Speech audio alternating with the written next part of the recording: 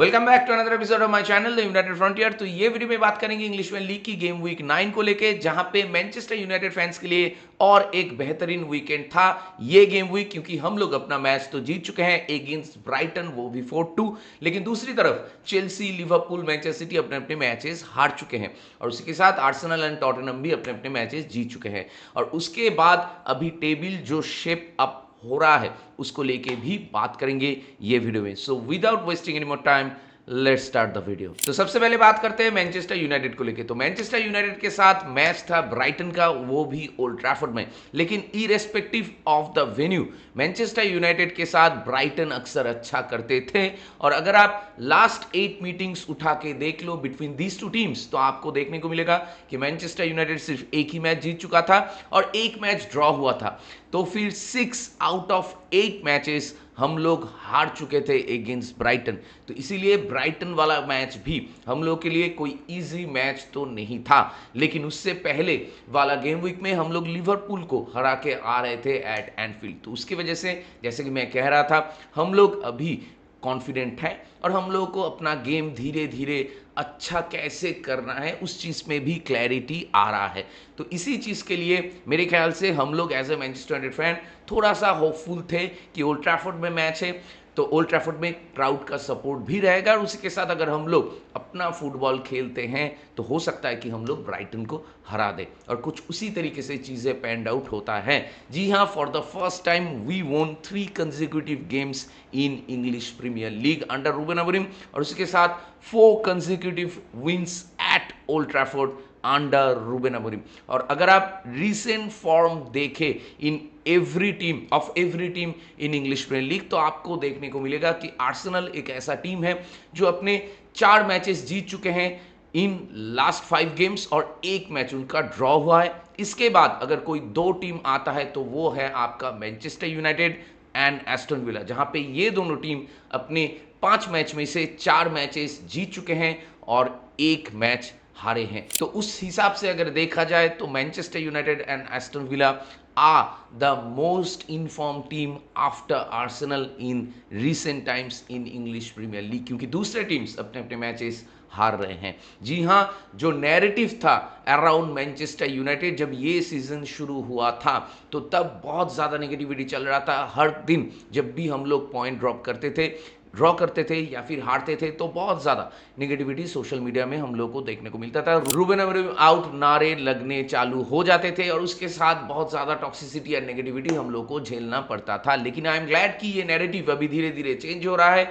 जो चीज़ पिछले 2-3 game week से हम लोग को धीरे धीरे देखने को मिल रहा है और अभी एक clear cut style of play, एक clear cut pattern of play देखने को मिल रहा है फ्रॉम मैनचेस्टर यूनाइटेड। तो ब्राइटन वाले गेम में हम लोग बहुत ही बढ़िया खेल चुके हैं, मतलब लिवरपूल वाला गेम में भी हम लोग बढ़िया खेले थे और वो गेम में भी हम लोग we showed the intent, we show the character, we showed the mentality.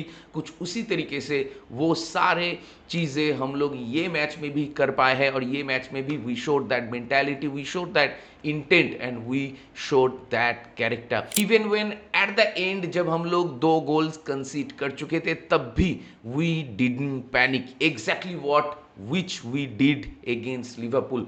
ये चीज़ अभी मैनचेस्टर यूनाइटेड में हम लोग को देखने को मिलता है and which I as a Manchester United fan loving it. क्योंकि अक्सर हम लोग ऐसे देखते थे कि ऐसे सिचुएशन में जहाँ पे थोड़ा सा हम लोग फंबल करते हैं या फिर आउट ऑफ द बॉक्स हम लोग गोल कंसीड कर लेते हैं, उसके बाद प्रेशर में हम लोग अक्सर क्रम्बल कर जाते थे। लेकिन अभी हम लोग पैनिक नहीं कर रहे हैं। जो चीज़ में हम लोग अच्छे हैं, मतलब अपना फुटबॉल खेलने में, चांस क्रिएशन में और उसी के साथ गोल मारने में, वो चीज़ हम लोग कर पा रहे हैं even after we conceding few goals. मतलब ब्राइटन वाला मैच को अगर आप देखो तो ओवरऑल अगर मैच की मैं बात करूं तो obviously Manchester United were the better team. लेकिन ये जो मतलब हम लोग जो अच्छा खेल रहे थे, specially in the first half we were brilliant and second half में भी हम लोग बहुत ही बढ़िया कर रहे थे। लेकिन अप टू 70 मिनट तक मैं कहूंगा कि हम लोग we were dominating the game left and right. हालांकि जब मैच शुरू होता तो पहले हाफ में आमाद का वो क्लियर कट पेनल्टी था। ऐसे बहुत सारे आपको डिसीजंस देखने को मिलेगा जो मैनचेस्टर यूनाइटेड के अगेंस्ट में गया है, लेकिन फिर भी we didn't bother, we didn't care at all. हम लोग अपना फुटबॉल खेल रहे थे और हम लोग गोल मार रहे थे और मैच हम लोग जीत गए। यही इंपॉर्टेंट है कि अगर मैच में कुछ डिसीजंस आपके अगेंस्ट में भी जाता है, फिर भी you know how to win the game, you know how to get the job done. और ये चीज़ मैनचेस्टर यूनाइटेड से बहुत सालों तक मिसिंग था। अभी धीरे धीरे ये चीज़ हम लोगों से फिर से देखने को मिल रहा है। और सेकेंड हाफ में अगर लास्ट की मैं 15-20 मिनट की बात करूं तो तब गेम थोड़ा सा आप कह सकते हो कि नर्वी हो गया था।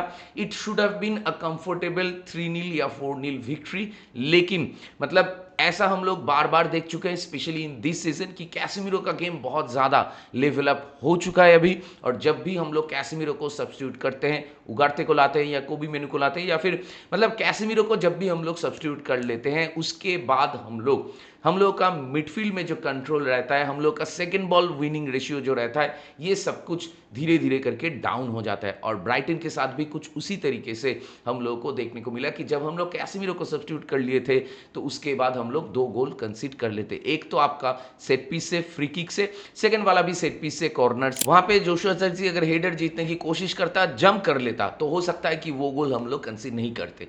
पहला वाला जो गोल था डैनी वेलबेक का, वो मेरे ख्याल से वो भी थोड़ा सा कंट्रोवर्शियल है, क्योंकि जहां पे फाउल हुआ था, पहली बात तो ये कि वो फाउल नहीं था इन माय ओपिनियन, लेकिन फिर भी फाउल दिया एंथनी टेलर ने। What you can expect from Anthony Taylor obviously. लेकिन उसके बाद जब डैनी वेलबैक फ्री किक लेता है तो वो बहुत ही क्लोज टू द बॉक्स था, लेकिन जबकि फाउल थोड़ा सा पीछे हुआ था। तो ये तो एक पॉइंट है, लेकिन उसके बाद भी मैं शॉन लेमंस को ज़्यादा क्रिटिसाइज नहीं करूंगा, क्योंकि it was a good executed free kick. वहां से हम लोग एक गोल कंसीड करते, फेयर इनफ। लेकिन उसके बाद सेकंड गोल, वो ऑब्वियसली वो गोल एवॉइडेबल था, लेकिन सेकंड गोल कंसीड करने के बाद भी जब 5 मिनट बाकी था, तब भी हम लोग पैनिक नहीं करे। We played our national game and उसके साथ हम लोग और एक गोल स्कोर कर चुके। तो यही पॉइंट है मेरा कि ये चीज़, ये जो कैरेक्टर हम लोग शो कर पाए हैं ऑन द पिच, ये जो मेंटालिटी शो कर पाए ऑन द पिच कि ये मैच हम लोग नहीं हारेंगे, ये मैच हम लोग किल ऑफ करेंगे और 3 पॉइंट सिक्योर करेंगे, ये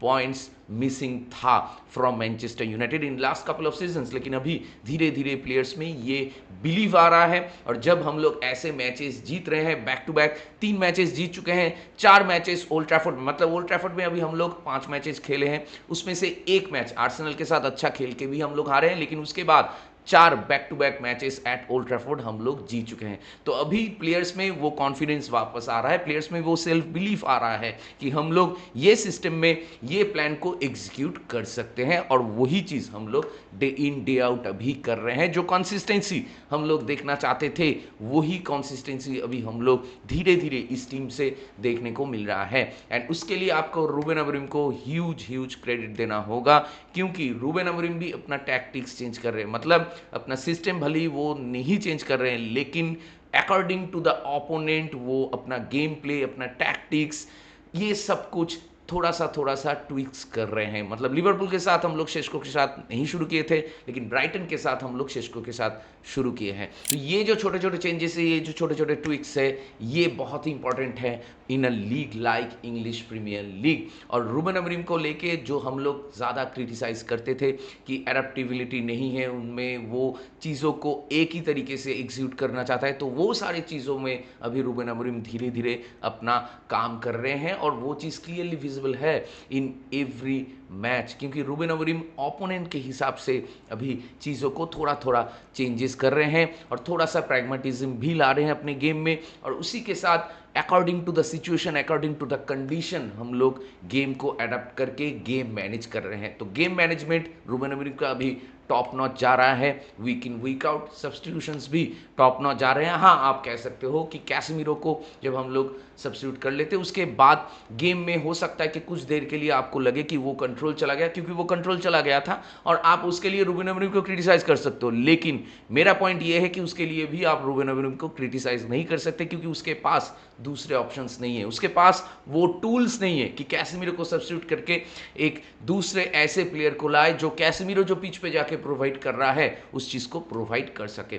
वी ऑल नो कि Ugarte is not delivering, Ugarte is not playing up to the mark. और उसी के साथ कोबी मेनू के साथ भी थोड़ा बहुत दिक्कतें हम लोगों को हो रहा है, मतलब हियर एंड देयर कोबी मेनू अच्छा कर रहा है, लेकिन उसके बाद हो सकता है कि कोबी मेरू कुछ कुछ चीज़ें खराब भी कर रहा है। तो ये चीज़ फ्लैक्चुएशन जो है परफॉर्मेंस की, specially controlling the midfield, winning the duels, winning the second balls, ये सारी चीज़ मेरे ख्याल से तब तक नहीं सॉर्टेड होगा जब तक हम लोग बैकअप्स साइन नहीं करते, या फिर कार्लोस बलेवा जैसे प्लेयर को, या फिर वॉर्थन जैसे प्लेयर को, या फिर कोई दूसरा सेंटर डिफेंसिव मिडफील्डर को हम लोग टीम में नहीं लाते, तो तब तक ये सारे दिक्कतें हम लोग को होगा। लेकिन एक पॉजिटिव क्या है कि अभी मिड वीक में कोई मैचेस नहीं है, दूसरे टीम चैंपियंस लीग खेल रहे हैं, तो मिड वीक में उनका मैच है, लेकिन मैनचेस्टर यूनाइटेड के प्लेयर्स को मतलब एक अच्छा खासा रेस्ट मिल रहा है। एक मैच खत्म होने के बाद 2-3 दिन रिकवरी कर रहे हैं, उसके बाद फिर से ट्रेनिंग कर रहे हैं, and they can focus on the next game. तो इसीलिए कैसेमीरो को अगर हम लोग वीक में एक दिन खिलाना है, और वो भी 60 मिनट्स या 65 मिनट्स के लिए, मतलब 1 घंटे का परफॉर्मेंस कैसेमीरो से निकालना है, तो मेरे ख्याल से ये सीजन में इट इज़ फीजिबल, और वही चीज़ रूबेन अमोरिम कर रहा है विद कैसेमीरो। और एक चीज़ को लेके मैं तारीफ करना चाहूँगा, क्योंकि सीजन के शुरू से जितने भी सारे मैचेस हम लोग को देखने को मिला था अगेंस्ट आर्सेनल, फुलहैम, बर्नले, तो वो सारे मैचेस में हम लोग को देखने को मिल रहा था कि हम लोग गोल कन्वर्ट नहीं कर पा रहे थे, चांस क्रिएट कर रहे थे लेकिन गोल कन्वर्ट नहीं कर पा रहे थे, जो चीज़ पिछले 2 सीजन में भी देखने को मिला। लेकिन अभी जब अटैकिंग लाइनअप हम लोग एकदम ही चेंज कर लिए हैं, और कैसे कैसे प्लेयर्स लाए हैं, जो प्लेयर्स लास्ट सीजन में इंग्लिश प्रीमियर लीग में one of the best players थे, तो ये सारे प्लेयर्स लाइक मैथ्यूस कुनिया, ब्रायन एम्बुमो, ये सारे प्लेयर्स लाने के बाद, एंड शेष्को, ये सारे प्लेयर्स लाने के बाद इनमें जो कोऑर्डिनेशन है, इनमें जो केमिस्ट्री है, वो धीरे धीरे बेहतर हो रहा है। और ये चीज़ मैं शुरू के दिन से ही कह रहा हूँ कि इस टीम को फाइन ट्यूनिंग की ज़रूरत है, और जो केमिस्ट्री है अमॉन्ग दिस 3, और उसके साथ आमाद एंड आपका ब्रूनो, ये 5 लोग जब धीरे धीरे अपने आप को एक दूसरे को जानने लगेंगे, एक दूसरे के साथ खेलने का हैबिट हो जाएगा, और कोऑर्डिनेशन धीरे धीरे डे बाय डे बेहतर होगा, तो केमिस्ट्री ऑब्वियसली बेहतर होगा, और हम लोग we will start delivering goals. और वही चीज़ अभी हम लोग कर रहे हैं, मतलब लिवरपूल के साथ भी वो चीज़ किए हैं, सनडरलैंड के साथ भी वो चीज़ किए हैं, और अभी ब्राइटन के साथ भी वो चीज़ किए हैं। कैन यू इमेजिन कि ओल्ड ट्रैफर्ड में पिछले 3 मैचेस में हम लोग हाफ टाइम में 2 लीड लेके जा रहे थे, और ये चीज़ लास्ट कब हुआ था? ये चीज़ लास्ट हुआ था इन द ईयर ऑफ 2008। तो आप समझ सकते हो कि मैनचेस्टर यूनाइटेड में it is not easy at all, the job which Ruben Amorim took, it is not at all easy job, it is very very difficult. आप बहुत ज़्यादा प्रेशर में रहते हो, क्योंकि आपको माइक्रोस्कोपिक व्यू में स्क्रूटिनी किया जाता है, थोड़ा सा आप इधर उधर कर दोगे, रिजल्ट इधर उधर हो जाएगा, फैंस फिर से चढ़ जाएगा सर पे, मीडिया भी सर पे चढ़ के नाचने लगेंगे, और बहुत ज़्यादा नेगेटिविटी फैलाने लगेंगे। तो आई एम ग्लैड कि ये चीज़ें धीरे धीरे ये नैरेटिव चेंज हो रहा है, और ये नेगेटिविटी से हम लोग अभी थोड़ा पॉजिटिव डायरेक्शन में मूव कर रहे हैं, and I would want us to do this same again and again. अगला मैच नॉटिंघम फॉरेस्ट के साथ है, एवे मैच है, it is not at all an easy game, तो देखते हैं वो मैच में हम लोग क्या करते हैं। उसके बाद टॉटनहम के साथ भी एक इंपॉर्टेंट मैच है, और जैसा कि ब्राइटन के साथ था, लिवरपूल के साथ था कि लॉन्ग ड्यू था, हम लोग मैच नहीं जीते थे ये दोनों टीम के साथ, तो ये मैच हम लोग जीत चुके हैं। तो अभी कुछ हद तक टॉटनहम के साथ भी वो इक्वेशन हो चुका है, मतलब टॉटनहम के साथ लास्ट 5-6 गेम मेरे ख्याल से हम लोग एक भी गेम नहीं जीते हैं, तो अभी वो गेम भी एक लॉन्ग ड्यू गेम है। तो आई एम होपिंग कि वो मैच में भी हम लोग स्टेप अप करें, और ऐसे मतलब परफॉर्मेंस डिलीवर करें, और उसके साथ वो मैच जीतने की कोशिश करें। लेकिन उससे पहले नॉटिंघम फॉरेस्ट वाला गेम है, ये मैच भी हम लोग को मतलब जीतना होगा, और जीतने की पूरी कोशिश करना होगा। देखते हैं नॉटिंघम फॉरेस्ट के साथ हम लोग क्या करते हैं। ऑब्वियसली एक वीक का रेस्ट मिलेगा हम लोग को, और उसी के साथ एक चीज मैं मेंशन करना चाहूंगा कि मैथ्यूस कुनिया अपना पहला गोल मार चुका है for Manchester United, and it was a brilliant goal. और उसी के साथ I am very very happy and relieved for him, क्योंकि वो भले ही अच्छा खेल रहा था हर एक मैच में, लेकिन एक गोल इंपॉर्टेंट था उसके लिए। तो अभी वो गोल आ चुका है, तो अभी उसके पास वो कॉन्फिडेंस और भी ज़्यादा होगा। और उसी के साथ जैसे कि मैं कह रहा था, मैथ्यूस कुनिया, बेंजामिन शेष्को, ब्रायन एम्बुमो, ब्रूनो आमाद, ये सारे प्लेयर्स का जो केमिस्ट्री एंड जो बिल्डअप प्ले, जो लिंकअप प्ले वगैरह हो रहा है, स्पेशली ब्राइटन के साथ जिस हिसाब से हम लोग खेले, जिस हिसाब से मैच को डोमिनेट करे, और जो फ्लूइडिटी हम लोगों के पास से, मतलब वन टच फुटबॉल भी हम लोग बहुत ही बढ़िया खेल रहे थे, and it was very very enjoyable, entertaining, and satisfying to see finally we are playing like that. जी हाँ, और इसीलिए आई am very very very happy and I am sure you will also be very very happy and proud of this team just like me. तो ये match में overall अगर मैं बात करूं तो Manchester United eight the and it was a comfortable victory. अगर last की मैं 10-15 मिनट निकाल दूं मैच से, लेकिन फिर भी आई हैव टू से कि we were the better team and we deserve this 3 point and we got this 3 point. Each and every player was brilliant for us। और उसी के साथ लिवरपूल के साथ जब एनफील्ड में हम लोग जीत गए थे, उसके बाद the kind of a performance we were hoping and looking forward from this Manchester United team, they did deliver exactly the same.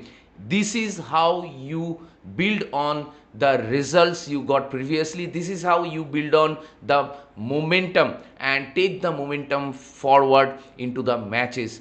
इस हिसाब से ही हम लोग को ये मोमेंटम को और ज़्यादा कैरी फॉरवर्ड करना होगा। I know English Premier League में बहुत ही डिफिकल्ट है back to back 4 matches 5 matches जीतना। मतलब जो टीम ऐसे करते हैं वो टीम अक्सर टाइटल कंटेंशन में रहते हैं। यू कैन सी कि Arsenal, Liverpool, Manchester city over the years ये चीज़ें करते आ रहे हैं, लेकिन अगर हम लोग ये चीज़ कर पाते हैं तो it will be a huge statement, it will be a huge thing for this Manchester United team. मैं ये नहीं कह रहा हूँ कि हम लोग टाइटल कंटेंशन में, कतई नहीं है। हम लोग तो टॉप 4 के कंटेंशन में भी नहीं है। अगर हम लोग यूरोपा लीग के लिए भी मतलब 5th या 6th भी अगर फिनिश करते ये सीजन में, तो eight the and I will be happy, क्योंकि लास्ट सीजन में वी वर 15th। तो इसीलिए इस सीजन में अभी ये फुटबॉल खेलने के बाद अगर इस चीज़ को हम लोग और ज़्यादा दिन कंटिन्यू कर सकते हैं तो हो सकता है कि हम लोग टॉप 6 में फिनिश करें। एट द एंड अगर हम लोग टॉप 6 में भी फिनिश कर पाते हैं तो I will be a very very happy person. और एक चीज मैं आप लोगों को कहना चाहता हूं कि Manchester United was the only team जिसका ओपनिंग 8 गेम्स अगर देखो इस सीजन में तो ये फिक्चर सबसे ज्यादा डिफिकल्ट थे, लेकिन उसके बावजूद भी हम लोग इतने सारे मैचेस जीत चुके हैं और अभी हम लोग का जो पॉइंट है वो है 16 पॉइंट्स। हम लोग लिवरपूल के एवव है और उसी के साथ मैनचेस्टर सिटी के साथ सेम पॉइंट्स होल्ड करते हैं। हम लोग टेबल में नंबर 4 में थे सैटरडे में, लेकिन उसके बाद बॉर्नमाउथ और टॉटनहम अपना अपना मैचेस जीत चुका है, तो अभी हम लोग टेबल में नंबर 6 में आ चुके हैं। लेकिन फिर भी अभी आर्सेनल के साथ हम लोग का जो पॉइंट गैप है वो 6 पॉइंट का ही है, और उसी के साथ बॉर्नमाउथ के साथ हम लोग का जो पॉइंट गैप है, जो टीम नंबर 2 में है उसके साथ सिर्फ 2 पॉइंट का गैप है। लेकिन अभी भी बहुत सारे इंपॉर्टेंट गेम्स हैं और बहुत सारे विनेबल गेम्स भी हैं। तो ये सारे गेम्स में अगर हम लोग जॉब डन कर पाते हैं और जो फ्लूइडिटी हम लोग के टीम से अभी देखने को मिल रहा है, जो फुटबॉल से देखने को मिल रहा है, वो चीज अगर हम लोग रेप्लिकेट कर पाते हैं वीक इन वीक आउट, तो it will be a great season,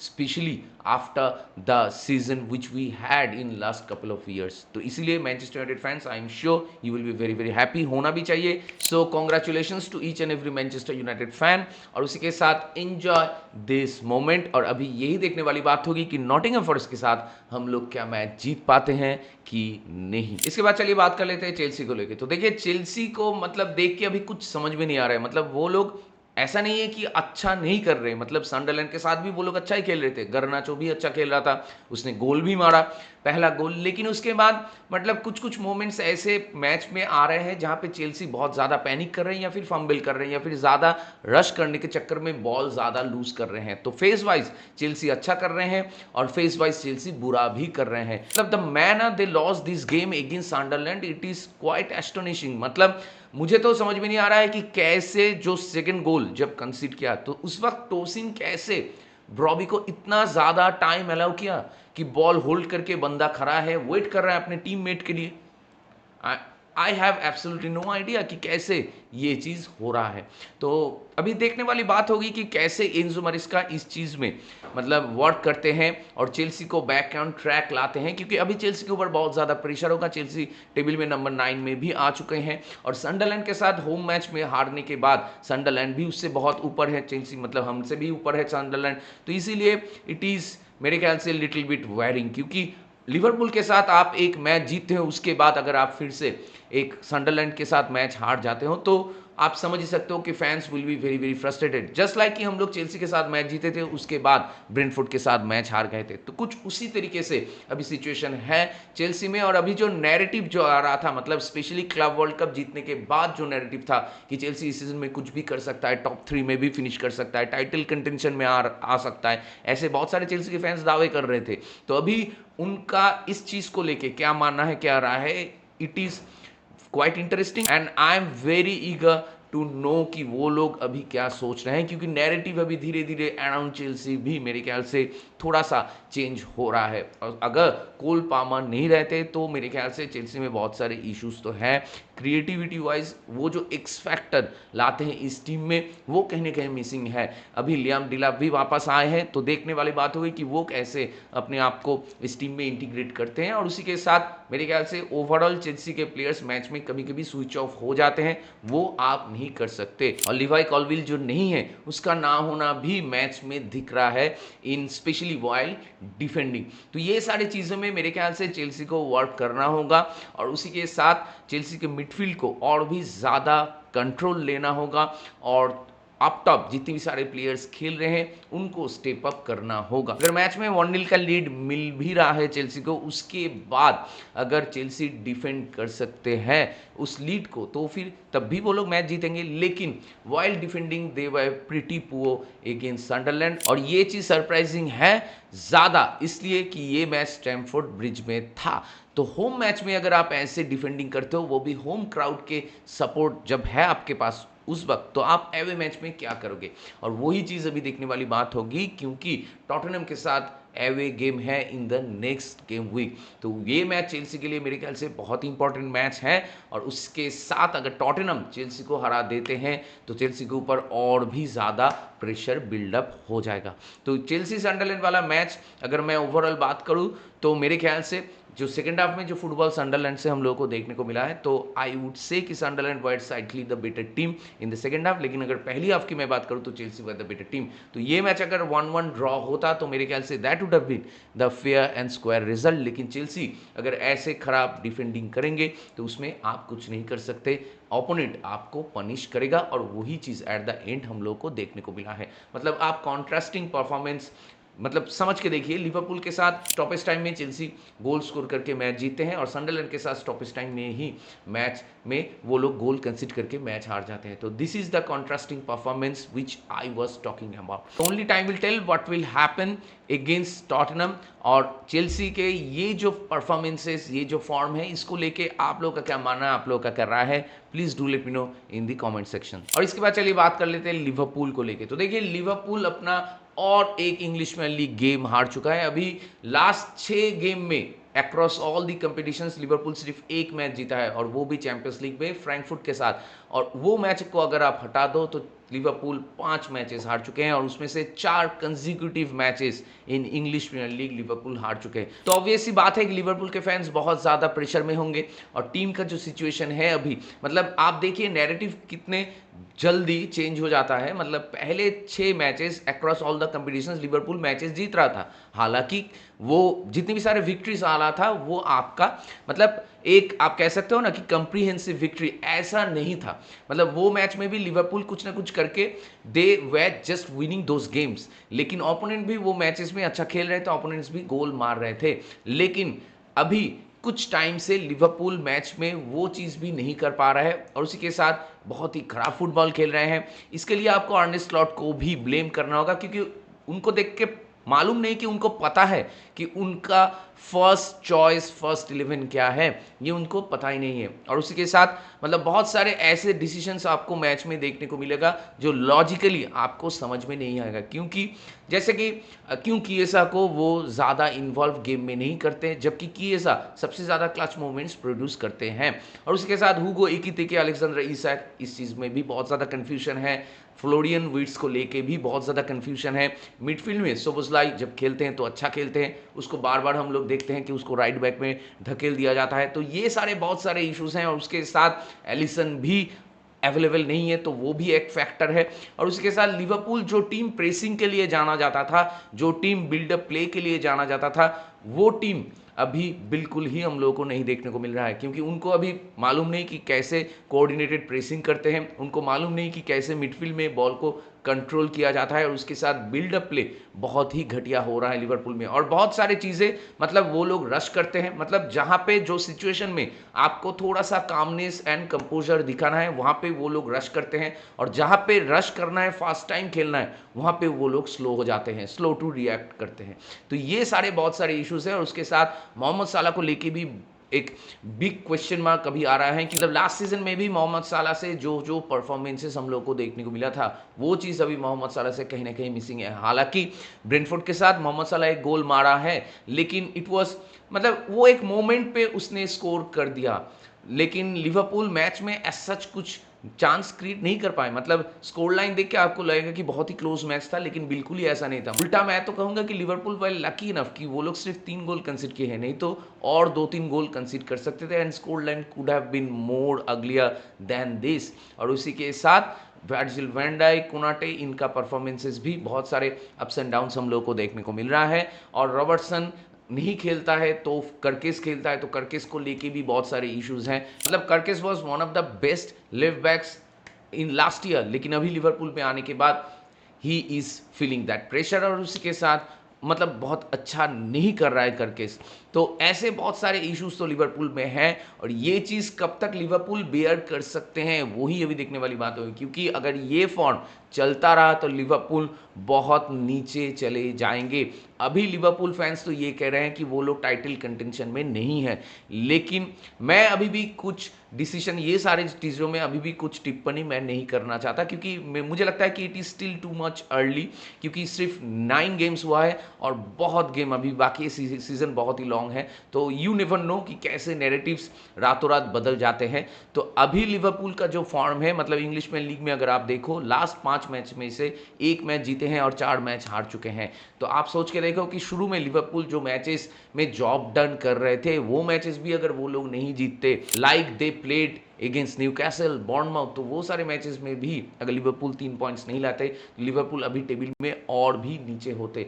मतलब ये जो फॉर्म है, ये फॉर्म मतलब बहुत ही कंसर्निंग है। और अभी लिवरपूल के जो फिक्सचर्स हैं वो भी उतना आसान नहीं है। मतलब ब्रेंटफोर्ड के साथ एवे मैच था, वो तो एक टफ मैच था जो लिवरपूल ऑलरेडी हार चुके हैं। अभी एस्टन विला के साथ होम मैच है, और ये एस्टन विला मैनचेस्टर सिटी को हराते हुए आ रहे हैं। और जैसे कि मैं कह रहा था, एस्टन विला का फॉर्म भी बहुत ही बढ़िया है। लास्ट 5 में से 4 मैचेस वो लोग जीत चुके हैं और 1 मैच हारे हैं। तो it will not be an easy game, even if the game is at Anfield. तो वहाँ पे एस्टन विला के साथ जीतना भी थोड़ा बहुत दिक्कत हो सकता है फॉर लिवरपूल। तो only time will tell how long this team will take to click, क्योंकि अभी जितने भी सारे नए प्लेयर्स आए हैं उनको एकोमोडेट करने के चक्कर में मेरे ख्याल से पुराने जितने भी सारे बिग प्लेयर्स थे, like Virgil van Dijk, Mohamed Salah, Szoboszlai, ये सारे प्लेयर्स थोड़ा बहुत मतलब आउट ऑफ फोकस लग रहे हैं, या फिर ये सारे प्लेयर्स को आप वो प्रेफरेंस शायद नहीं दे पा रहे हो सिस्टम में,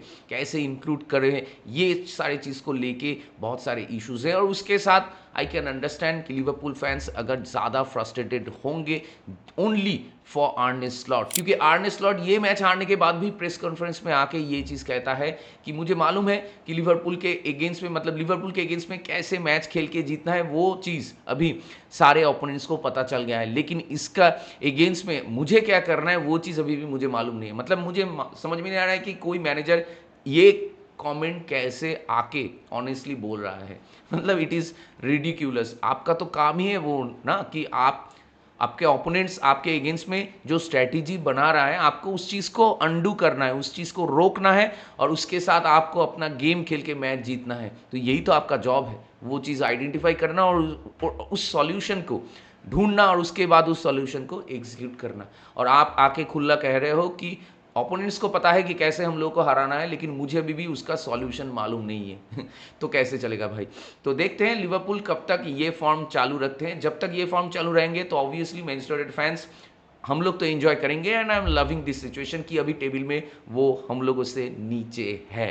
तो देखते हैं लिवरपूल एस्टन विला के साथ होम में एंडफील्ड में क्या करते हैं, और लिवरपूल ब्रेंटफोर्ड वाला जो मैच था उसको लेके और लिवरपूल की ये करंट सिचुएशन को लेके आप लोगों का क्या मानना है, आप लोगों का क्या राय है, please do let me know in the comment section. इसके बाद चलिए बात कर लेते हैं मैनचेस्टर सिटी को लेकर। तो देखिए मैनचेस्टर सिटी अपना गेम्स तो जीत रहे थे अक्रॉस ऑल दी कंपटीशंस और हालांड भी एक बहुत ही बढ़िया फॉर्म में था, लेकिन एस्टन विला के साथ कहीं ना कहीं वो चीज़ हम लोग को नहीं देखने को मिला। मैं ऐसा नहीं कह रहा हूँ कि मैनचेस्टर सिटी के पास मौके नहीं थे, था, चांसेस थे और एकदम एंड में जाके हालांड एक गोल भी मारा था, लेकिन वो ऑफसाइड की वजह से आपका कैंसिल आउट हो गया। लेकिन you have to give a huge credit to Unai Emery and Aston Villa, क्योंकि मुझे अभी भी याद है कि पहले 3 मैचेस में इंग्लिश प्रीमियर लीग में एस्टन विला एक भी गोल नहीं स्कोर किए थे, लेकिन अभी एस्टन विला टेबल में बहुत ऊपर आ चुके हैं और वो लोग मैनचेस्टर सिटी जैसे एक टीम को होम में हरा दिए हैं। तो it is a huge thing for them और अभी उनके पास भी वो कॉन्फिडेंस होगा और अगला गेम एंडफील्ड में है लिवरपूल के साथ, तो मुझे लगता है कि वहाँ पर भी जाके एस्टन विला अच्छा कर सकते हैं। और दूसरी तरफ अगर मैनचेस्टर सिटी की बात करें तो मैनचेस्टर सिटी को इस सीजन में आपका 2 ही प्लेयर मेरे ख्याल से ड्राइव कर रहे हैं, एक आपका ऑब्वियसली अर्लिंग हालैंड और दूसरा है आपका डोकू। तो बहुत सारे दूसरे जितने भी सारे प्लेयर्स हैं लाइक रेंडर्स, फोर्डन, ये सारे प्लेयर्स को भी स्टेप अप करना होगा। मेरे ख्याल से ये एक छोटा सा ब्लिप है फिर से जो आया है, लेकिन Pep Guardiola we all know कि उसको पता है कि how to find solutions about this things, और वो चीज़ लास्ट सीजन में भी वो कर चुके हैं कि लास्ट सीजन में इतने सारे मैचेस मैनचेस्टर सिटी हार चुके हैं, लेकिन फिर भी टॉप 4 फिनिश वो लोग कर चुके हैं। तो इसीलिए आई एम श्योर कि मैनचेस्टर सिटी को आप कभी से भी रूल आउट नहीं कर सकते। हो सकता है कि going into the season long run में आर्सेनल के लिए टाइटल कंटेंडर अभी मैनचेस्टर सिटी बने, लेकिन ये मैच हारने के बाद थोड़ा सा तो प्रेशर है और ये जो टाइटल कंटेंशन की बातें चल रहा था उसमें भी थोड़ा सा लोगों को डाउट आएगा, लेकिन पेप गार्डियोला को मैं तो डाउट नहीं करता।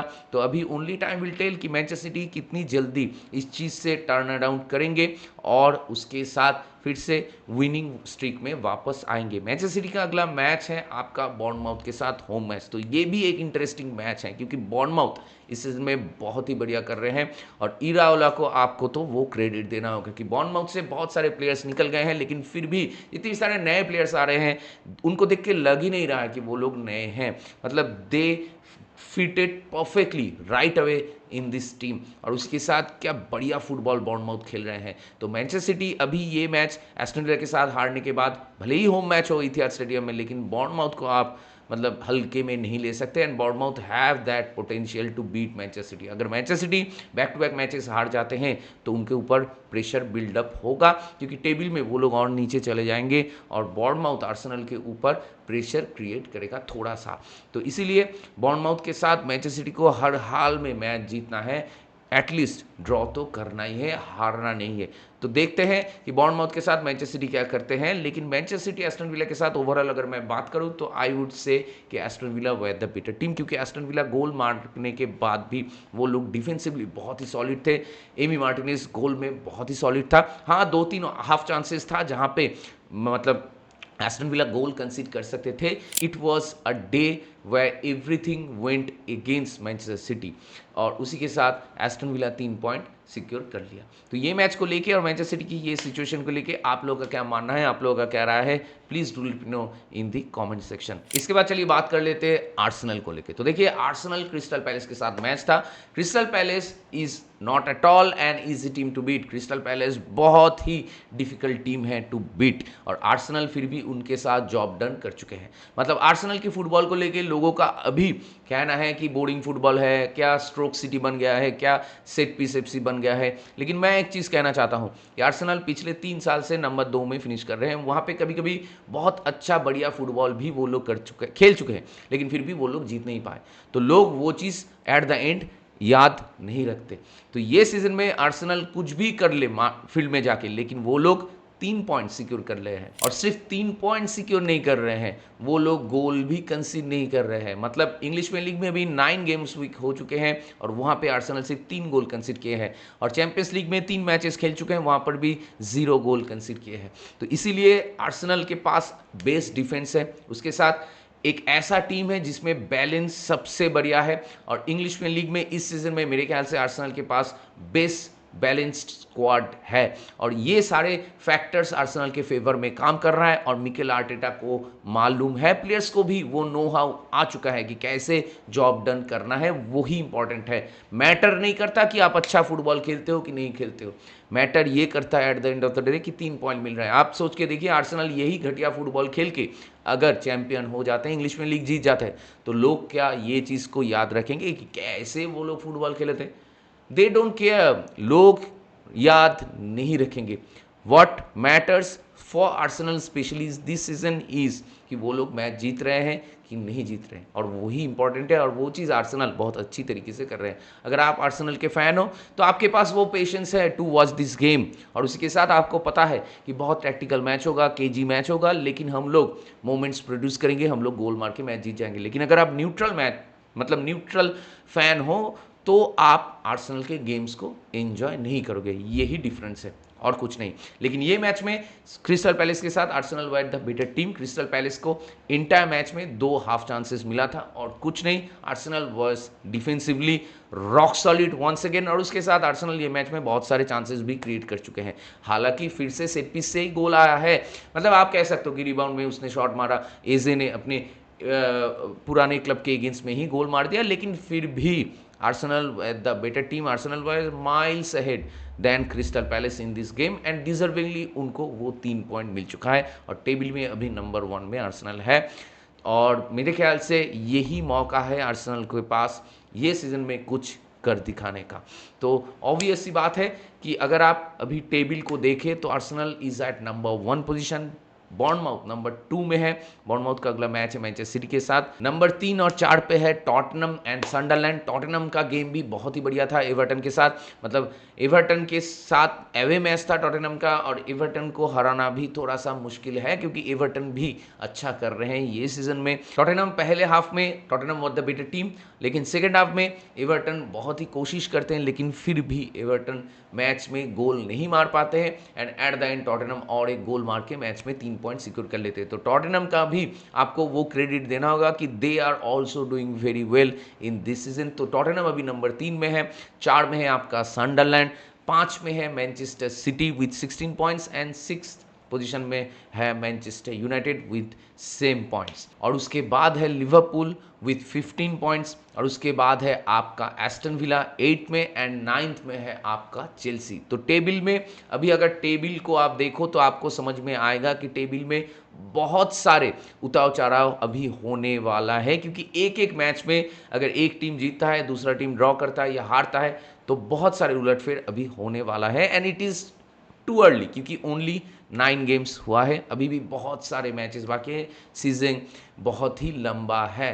तो अभी हम लोग कुछ कह नहीं सकते कि कौन सा टीम टॉप 4 के लिए अभी फेवरेट्स हैं, कौन सा टीम टाइटल कंटेंशन में जा रहे हैं अगेंस्ट आर्सेनल, और उसी के साथ कौन सा टीम अभी थोड़ा थोड़ा नीचे जाएंगे और टॉप 10 के बाहर हो सकता है। तो बहुत कुछ अभी भी होना बाकी है और बहुत कुछ, बहुत इंटरटेनमेंट, बहुत ड्रामा हम लोगों को देखना बाकी है इन इंग्लिश प्रीमियर लीग। तो ओवरऑल ये गेम वीक को लेके और ये सारे मैचेस को लेके और टेबल को लेके और जो नैरेटिव था around Manchester United, Chelsea, Liverpool, Manchester city, ये सारे नैरेटिव्स को लेके आप लोगों का क्या मानना है, आप लोगों का क्या राय है, please do let me know in the comment section. तो दैट बीइंग सेड, इस वीडियो को चलिए यहीं पे रैप अप करते हैं। अगर आप मेरे चैनल में नए हो तो मुझे जरूर सब्सक्राइब कीजिए, इस वीडियो को लाइक कीजिए और शेयर कीजिए अपने दोस्तों के बीच, अपने जान पहचान वालों के बीच, फुटबॉल फैंस के बीच जिनको ऐसे वीडियोस देखना पसंद है। तो बहुत जल्दी मिलेंगे अगले वाले वीडियो में, तब तक ख्याल रखिए अपना, take care, goodbye, glory glory Manchester United and keep the red flag high.